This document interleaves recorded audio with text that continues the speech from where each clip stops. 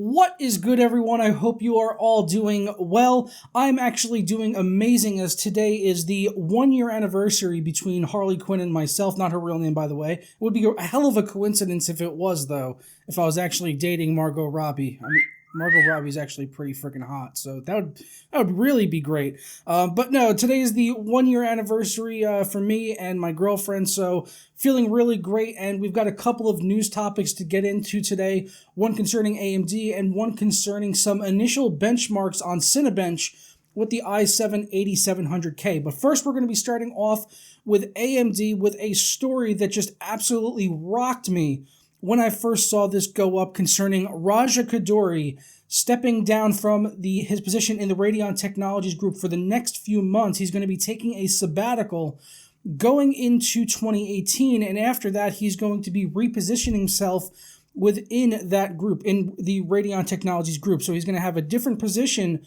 going into 2018, and he posted up a letter concerning all of this. So let's take a quick look at that. I'll be sure to include a link over to PC Perspective, who posted this up initially with the full letter and everything, if you want to read through the entire thing. I'm not going to read the whole thing, but there are a few things in here that I do want to highlight and discuss for you guys. He starts off the letter by saying, and directed to the Radeon Technologies team, he says, "You haven't heard from me collectively in a while, a symptom not only of the whirlwind of launching Vega, but simply of the huge number of demands on my time since the formation of RTG," that being the Radeon Technologies Group. "Looking back over this short period, it is an impressive view. We have delivered 6 straight quarters of double-digit growth in graphics, culminating in the launch of Vega and being back in high performance. What we have done with Vega is unparalleled. We entered into the high-end gaming, professional, workstation, and machine intelligence markets with Vega in a very short period of time. The demand for Vega and Polaris is fantastic, and overall momentum for our graphics is strong." He continues on to say that as we enter 2018, I will be shifting my focus more towards architecting and realizing this vision and rebalancing my operational responsibilities. Following on after that, he goes on to say that I have decided to take time off in Q4 to spend with my family. I have been contemplating this for a while now, and there has never been a good time to do this. Lisa and I agreed that Q4 is better than 2018 before the next wave of product excitement. Lisa will be acting as the leader of the RTG during my absence, and my sincere thanks to Lisa and the rest of AET for supporting me in this decision and agreeing to take on additional workload during my absence. So there we have it directly from Raja. He's going to be stepping down for Q4 of 2018 to spend more time with his family, as he hasn't had a break in quite a while, ever since basically he took over the Radeon Technologies Group and has been working on the launch of the 500 series, Vega, and all of that. So he's been a very busy guy. And Lisa Su, the CEO of AMD, will be taking over his position during that period of time. Now, what is going to happen afterwards is really anyone's best guess. He says he's going to be shifting his focus more towards architecting and realizing that vision and rebalancing his operational responsibilities. So, on the surface, obviously, this looks like maybe a direct response to what happened with the Vega launch, because we all know that it didn't really go that well, despite the fact that the cards sold out everywhere. They still got a ton of bad press because of the availability of cards, the pricing on the cards, and everything like that. So Vega was not a great launch as far as the gaming market is concerned, and a lot of people have been upset since Vega launched with the Radeon Technologies Group, and it feels kind of like this is falling on Raja. Whether or not this was, really his decision, if he really wanted to step down, I would have to assume that he was maybe a little bit reluctant in this. If you're reading between the lines here, it really looks like AMD kind of asked him to take this time off, and they're repositioning him within the company and just having, a whole restructuring of the Radeon Technologies Group, which I don't agree with as being entirely fair, because the blame of this should not really fall on one person, but unfortunately, Raja is kind of at the forefront. He's the most vocal and most, he's the person that's most out there in the community as far as the Radeon side of things are concerned with the graphics business. So he's really the main face of that section of AMD. So it kind of seems like that's falling on him, and what he will actually be doing in 2018 is really anyone's best guess. We will just have to wait and see.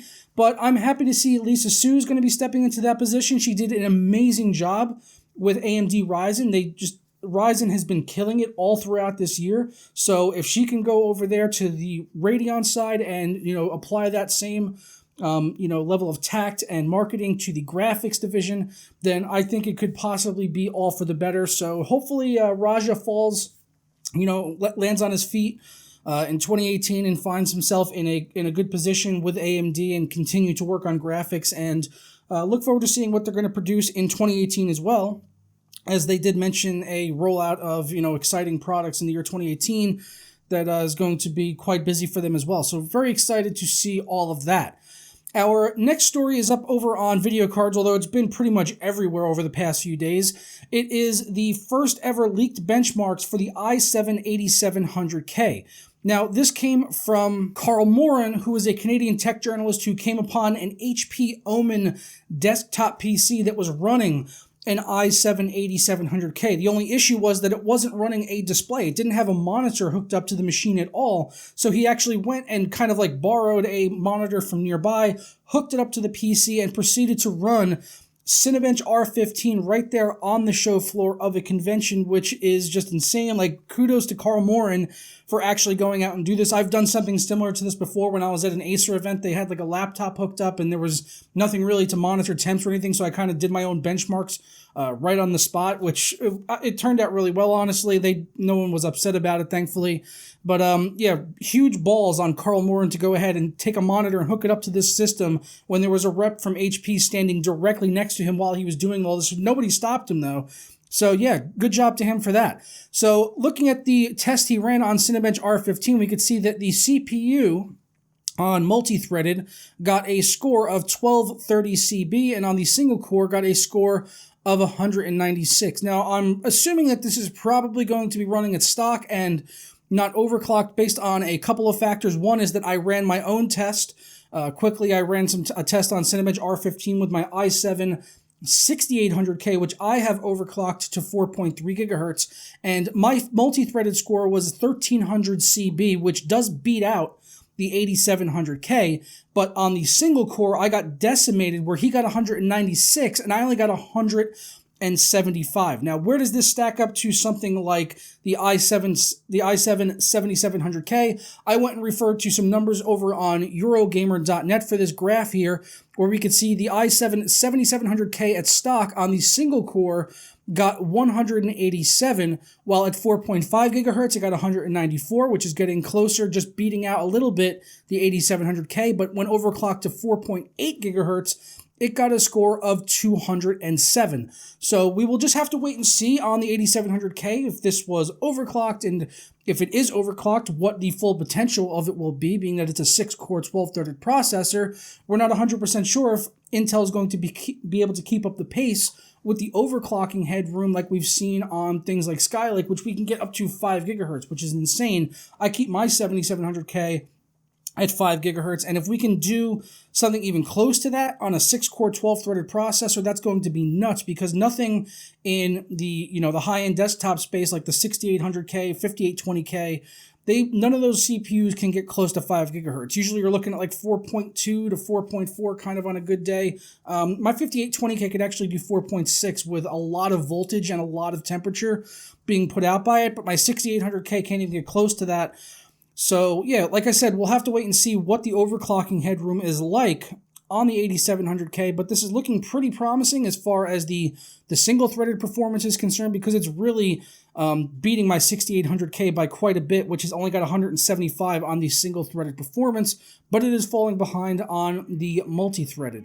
So yeah, we'll have to see on all of that, and let me know your thoughts down in the comments below on the leaked 8700K benchmark, as well as the shakeup at the Radeon Technologies Group, with Raja stepping down over the next couple months and Lisa Su taking his position. I'll be honest, when I first saw this story goes up, it took me a few minutes to just kind of calm down and just really read everything, but my initial reaction was like, what's up, Drama Alert Nation? I'm your host, Killer Keemstar, and let's get right into the news! Something along those lines. That was my initial reaction, was like, holy AMD drama alert. What is going on over there? Raj has been fired. You're fired! What? He's getting replaced by Lisa Su because he messed up Vega so bad. That was like my initial like brain was just going crazy reading this. But yeah, cooler heads have prevailed, and I think there is some reading between the lines to be done here, but hopefully it's all kind of good at the end of the day. I do look forward to your guys' feedback on this story down below, what you think it means for Raja, for Lisa Su, for AMD, and the Rating on Technologies group as a whole.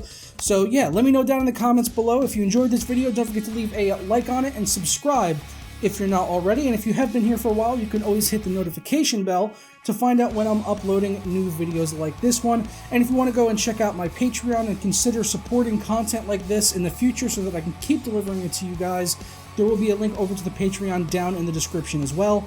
And I will catch you guys next time. Peace.